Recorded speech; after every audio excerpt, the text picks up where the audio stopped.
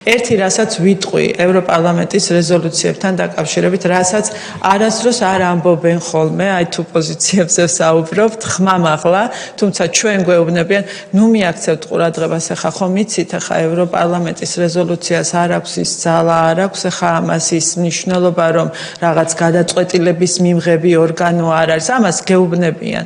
ოღონდ ამას ხმამაღლა არ ამბობს. ახლა მე ბედავ ამბობ ამას, რაც შეიძლება მე შეფუთონ, რომ მე რაღაც ევროპულ ინსტიტუტს მივაყენე, შეურაცხყოფა არ ვაყენებ, ამას თვითონ ამბობენ, თუმცა ხმამაღლა ამაზე არ საუბრობენ ხოლმე და ინსტრუმენტად იყენებენ სწორედ იმ ევროპარლამენტის რეზოლუციას. მე აქ ერთი ამბავი, რომ შეიძლება მოყვეს ქართულ საზოგადოებაში და ქართულ საზოგადოებას აფიქრებინონ, რომ აი ნახეთ როგორ ფიქრობენ ევროპელები საქართველოს შესახებ.